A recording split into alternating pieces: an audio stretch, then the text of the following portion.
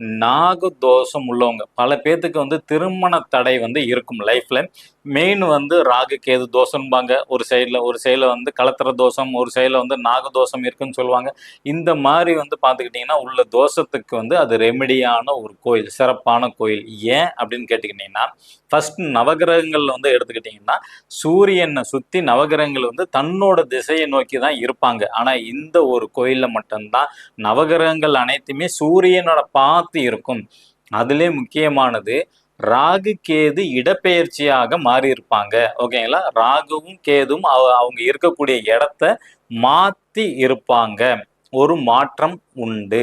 அப்ப நிச்சயமாக இந்த ராகு கேது தோஷம் உள்ள நபர்கள் இந்த கோயிலுக்கு ராகு காலத்திலேயும் சில சமயம் கோயில் நடலாம் சாத்தியிருப்பாங்க. இது ரொம்ப அவுட்ரு ஏரியா, கிராமங்கிறனால பார்த்தீங்கன்னா 12 மணி 12:30 மணி வரைக்கும் கோயில் திறந்திருக்கும். அப்புறம் ஈவினிங் 4லேருந்து 6 மணி வரைக்கும் கோயில் திறந்திருப்பாங்க.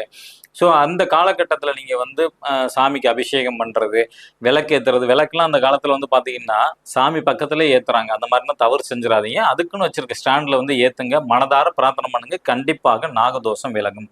சரி, இதுக்கு இன்னொரு ஐடென்டிஃபை என்னன்னு நீங்கள் கேட்டுக்கிட்டீங்கன்னா, அங்கே ராகு கேது இடம் மாறி இருக்கிறாங்க, சூரியனை பார்த்து இருக்கிறாங்க. இது ஒரு ஃபேமஸ் ஆனது. இது லைட்டாக சொல்லியிருப்பாங்க. இன்னொன்று பார்த்தீங்கன்னா நாகலோக அதிபதி அப்படின்னு சொல்லுவாங்க. ஓகேங்களா? பாம்புகள் வசிக்கக்கூடிய இடத்துக்கு அதிபதியாக வரக்கூடியவர் அஷ்டக சித்தகர்னு சொல்லுவாங்க. அஷ்டக சித்தருங்கிறது அந்த கோயிலை சூட்சமமாக இருக்கிறார்கள். அவங்க தினமும் இரவு சிவனுக்கு பூஜை செஞ்சுக்கிட்டு இருக்கதா இன்னைய காலகட்டம் வரைக்கும் ஐதீகம். அப்ப இந்த நாகதோஷத்துக்கு நாகதோஷ நிவர்த்திக்கு பாத்தீங்கன்னா அந்த நாகலோக அதிபதியே இந்த கோயில தனைக்கும் சிவனுக்கு பூஜை செஞ்சுக்கிட்டு இருக்காங்க சூட்சமாக. ஏன்னா அந்த லிங்கம் மரகத லிங்கம், 5 அடி உயரம். ஓகேங்களா?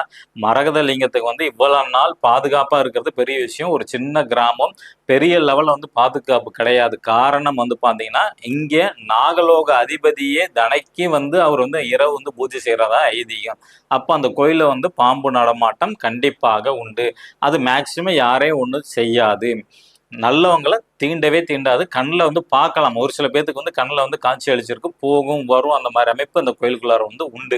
ஏன்னா யாரையும் தீண்டாது. ஸோ அந்த நாகலோகத்துக்கு அதிபதியே அங்கே சூட்சமமாக இருக்கிறனால நாகதோஷம் உள்ள நபர்கள் இந்த கோயிலுக்கு நீங்கள் பிரார்த்தனை செஞ்சுட்டீங்கன்னா உங்களோட நாகதோஷத்துக்கு உண்டான பரிகாரம் சிறப்பாக இருக்கும். ஓகேங்களா?